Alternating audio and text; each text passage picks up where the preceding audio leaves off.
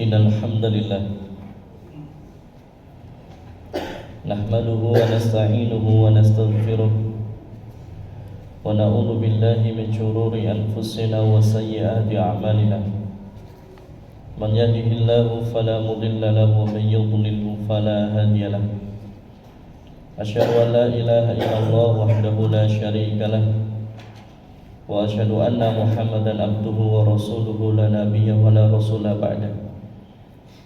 Allahumma salli wa sallim wa barik ala nabiyyina Muhammad wa ala alihi wa sahbihi wa man tabi'ahum bi ihsanin illa yaumiddin. Ya ayyuhalladzina amanu taqullaha haqqa tuqatih wa la tamutunna illa wa antum muslimun. Ya ayyuhalladzina amanu taqullaha wa qulu qawlan sadida yuslih lakum a'malakum wa yaghfir lakum dhunubakum wa man yuti'illaha wa rasulahu faqad fazal fawzan 'azima. Fa inna asdaqal hadithi kitabullah wa khairal hadi hadyu Muhammadin sallallahu alaihi wasallam. Wa syarrul umuri muhdatsatuha fa inna kulla muhdatsatin bid'ah. Kulla bid'atin dhalalah wa kulla dhalalatin finnar. Jamaah sidang Jumat yang dirahmati Allah Subhanahu wa taala.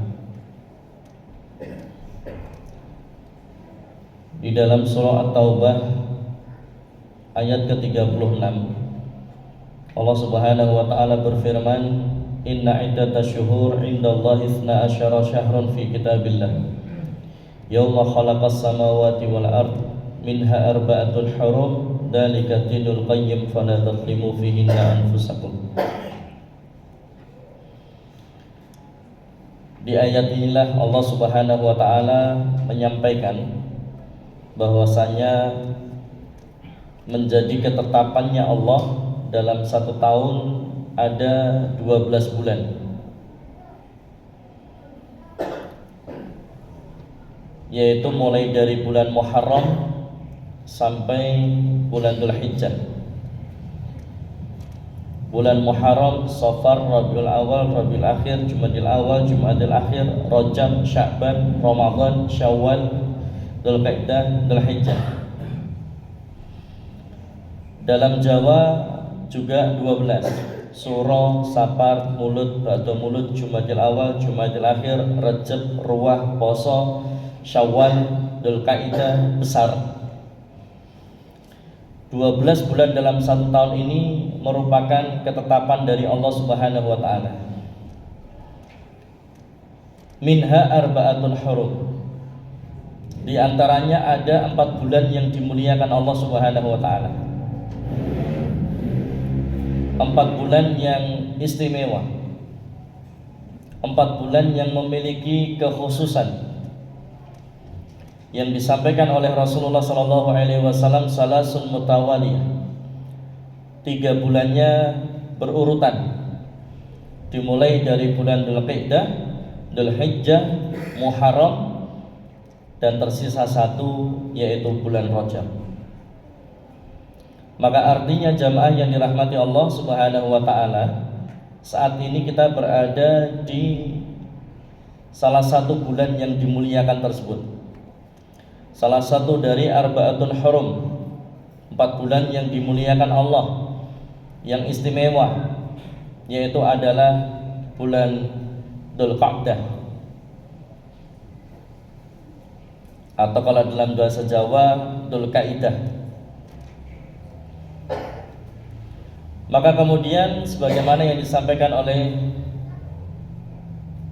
Abdullah bin Abbas radhiyallahu anhuma, sesiapa yang mengisi bulan tersebut dengan ibadah dan amal soleh, apapun ibadah dan amal solehnya, maka Allah Subhanahu wa ta'ala akan melipat gandakan pahalanya. Allah akan tambahkan pahala dan ganti dari kebaikan yang kita kerjakan. Dan juga di 4 bulan yang dimuliakan Allah ini sangat ditekankan kepada kita untuk menjauhi hal-hal yang dilarang dan diharamkan Allah Subhanahu wa taala. Maka sebagaimana ibadah dan amal soleh pahalanya ditambah, maka setiap orang yang melakukan kemaksiatan, keburukan di 4 bulan yang dimuliakan Allah ini, maka pun dosa, siksa, azabnya akan ditambah Allah Subhanahu wa ta'ala. Maka supaya kemudian kita sangat berhati-hati supaya tidak melakukan keburukan, kemaksiatan di 4 bulan yang dimuliakan Allah tersebut, dan kemudian menggantinya dengan semangat dalam beribadah dan memperbanyak amal saleh apapun itu.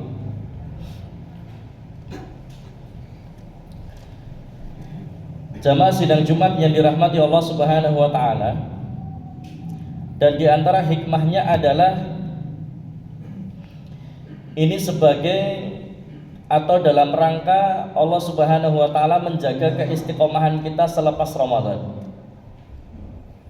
Setelah kemudian kita melewati Ramadan selama 1 bulan, yang disitulah kita banyak beribadah dan beramal saleh, dan bahkan kemudian kita berpuasa selama 1 bulan, maka supaya tidak lepas semangat ibadahnya, Allah lanjutkan di bulan Syawal dengan memerintahkan puasa 6 hari di bulan Syawal. Dan bahkan Allah Subhanahu wa ta'ala melalui Nabi Muhammad SAW memberikan motivasi, man shoma ramadhana summa asba'ahu sittan min Syawal kana qasamud dahr. Siapa yang selesai puasa Ramadannya kemudian dia lanjutkan dengan puasa 6 hari di bulan Syawal yang tidak harus berturut, maka pahala yang akan Allah berikan seakan puasa selama 1 tahun penuh.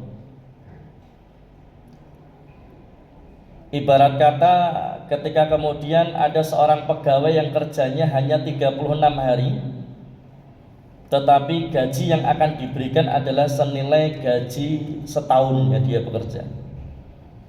Kerjanya 36 hari, tetapi gajinya senilai dengan kerja dia selama 1 tahun.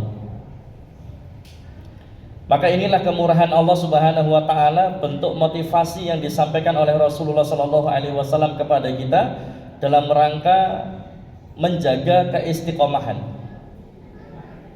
Qul amantu billah tsumma istaqim. Kalau kau sudah katakan dirimu beriman, maka setelahnya istiqomahlah. Dan selesai bulan Syawal, supaya kemudian kita ini semangat beribadah dan amal solehnya tetap terjaga, tetap stabil, maka kemudian Allah langsung letakkan 3 bulan berturut-turut, bulan Dzulqa'dah, Dzulhijjah, Muharram, sebagai bulan yang dimuliakan Allah. Dan sesiapa yang melakukan amal soleh ibadah di dalam bulan tersebut, Allah akan tambahkan pahalanya, Allah akan lipat gandakan. Dan supaya kita berhati-hati, sesiapa yang melakukan keburukan atau kemaksiatan pun juga Allah akan tambahkan dosa dan siksanya. Maka di antara hikmahnya adalah supaya kemudian keistiqomahan terjaga. Karena sebagaimana yang disampaikan disampaikan oleh Ummul Mukminin Aisyah radhiyallahu anha, Rasulullah sallallahu alaihi wasallam kalau sudah mengamalkan sesuatu maka beliau akan berusaha untuk istiqomah, merutinkan. Orang Jawa bilang acek walau sedikit.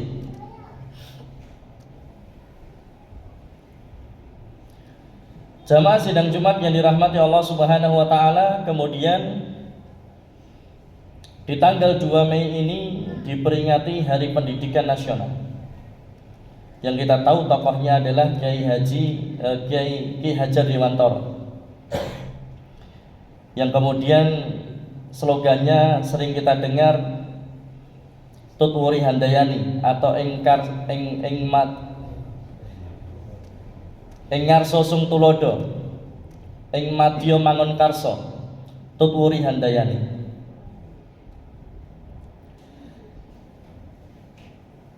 Dan di dalam agama Islam sangat mendorong yang namanya pendidikan. Maka kita tahu dalam sejarah, ketika kala itu Mekah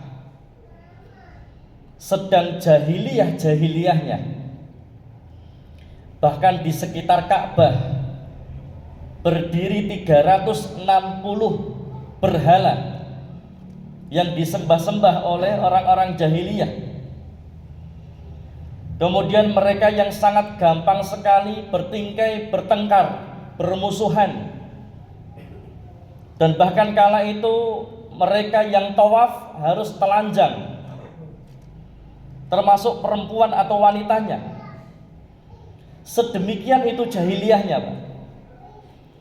Dan kala itu akikah, selain kemudian menyembelih kambing, maka darahnya dikumpulkan, dilumurkan ke bayi itu, Pak. Maka kemudian Nabi Muhammad SAW melakukan yang namanya uzlah, sembari kemudian merenung di Gua Hira. Dan disitulah ternyata ayat yang pertama kali turun adalah surah Al-Alaq. Iqra bismi rabbikal ladzi khalaq, khalaqal insana min 'alaq, iqra wa rabbukal akram, alladzi 'allama bil qalam, 'allamal insana ma lam ya'lam. Ayat 1 sampai ayat ke-5. Ternyata ketika kondisi Mekah jahiliyahnya, Pak, mereka penyembah berhala, mereka sangat gampang bertengkar, berperang, bertingkah. Dan bahkan kemudian Mekah sudah mulai ternodai karena orang yang tawaf di situ harus telanjang bulat, termasuk para wanitanya. Bahkan mereka membuat Tuhan-Tuhan mereka dari gandum yang ketika mereka kelaparan habis perbekalan mereka, maka Tuhan itu dimakan sendiri olehnya. Tapi ternyata perintah yang pertama kali turun bukan jihad. Perintah yang pertama kali turun adalah Iqra, bacalah. Perintah yang pertama kali turun adalah perintah untuk membaca, belajar, menuntut ilmu. Maka kemudian dalam Islam jelas, thalabul ilmi fardhatun ala kulli muslim. Menuntut ilmu itu hukumnya fardhu ain, wajib bagi setiap muslim dan muslimah. Utamanya adalah menuntut ilmu syar'i. Kenapa? Al-ilmu qabla al-qaul wal amal. Karena ilmu itu letaknya di depan, sebelum ucapan dan sebelum perbuatan. Artinya apa? Segala ucapan yang kita ucapkan, atau kemudian ketika kita mau melakukan amal ibadah, maka tentulah harus didahului dengan ilmu, supaya kemudian perkataan yang keluar adalah perkataan yang baik. Falyakul khairan aw liyasmut, supaya kemudian ibadah yang kita kerjakan, amal soleh yang kita kerjakan ini sesuai dengan ilmu Quran dan Sunnah, supaya kemudian diterima Allah Subhanahu wa Ta'ala, tidak tertolak. Karena syarat dari amal itu diterima, syarat dari ibadah itu diterima, yang pertama adalah ikhlas, yang kedua adalah ittiba'us sunnah, mencontohi dari Nabi Muhammad SAW, dan itu akan bisa kita ketahui dengan baik dengan jalan menuntut ilmu, mempelajari Quran dan Sunnah. Maka kemudian Rasulullah SAW sampaikan, khairukum man ta'allamal Qur'ana wa 'allamahu. Sebaik-baiknya di antara kalian adalah yang mau belajar Al-Quran dan mengajarkan. Di surah Al-Mujadilah ayat ke-11, yarfa'illahu alladhina amanu minkum walladhina utul ilma darajat. Allah Subhanahu wa Ta'ala akan mengangkat derajat orang-orang yang beriman dan berilmu. Innallaha yarfa'u bihadzal kitabi aqwaman wa yad'uhu bihi akharin. Allah akan angkat derajatnya, Allah akan muliakan dunia akhirat. Siapa? Orang-orang yang mau memuliakan Al-Quran, yang mau belajar Al-Quran. Dan bahkan jalan yang dia tempuh dalam rangka menuntut ilmu, man salaka tariqan yaltamisu fihi ilman sahalallahu lahu bihi tariqan ilal jannah. Jalan yang kita tempuh dalam rangka menuntut ilmu, maka itu akan menjadi jalan mudahnya kita menuju surga. Baik jalan menuju surga di dunia, yaitu dengan cara kita mengetahui halal haram dengan menuntut ilmu. kita mengetahui bagaimana cara beribadah, cara beramal soleh dengan benar sesuai dengan Quran dan Sunnah. Dan yang kedua adalah jalan kemudahan akhirat, karena nanti di akhirat kita harus menyeberangi sirat yang pada ujungnya adalah surga. Dan sesiapa yang menuntut ilmu, maka dia akan mendapatkan jalan kemudahan menuju surga di dunianya dan di akhiratnya. Dan bahkan satu langkah kakinya akan menggugurkan dosanya, dan satu langkah kakinya akan meninggikan derajatnya.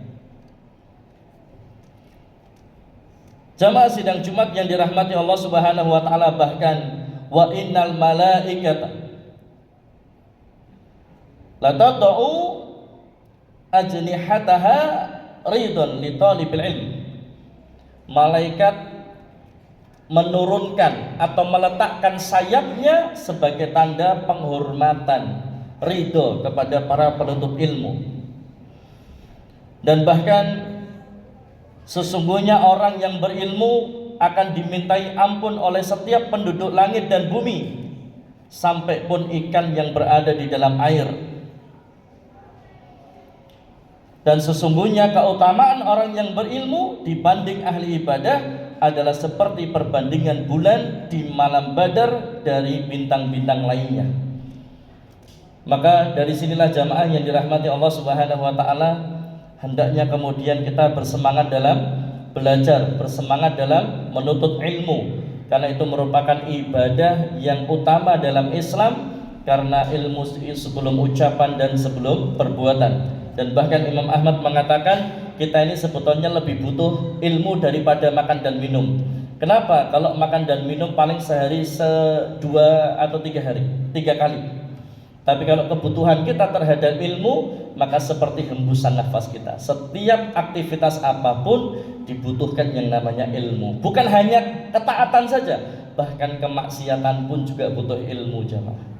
Apalagi kemudian ketaatan ibadah kita kepada Allah Subhanahu wa taala. A'udzu billahi minasyaitonir rajim. Bismillahirrahmanirrahim. Wal 'asr. Innal insana lafi khusr illa alladziina aamanu wa 'amilus solihati tawassaw bil haqqi tawassaw bis sabr. Aqulu qouli hadza astaghfirullah li wa lakum innahu wal ghafurur rahim.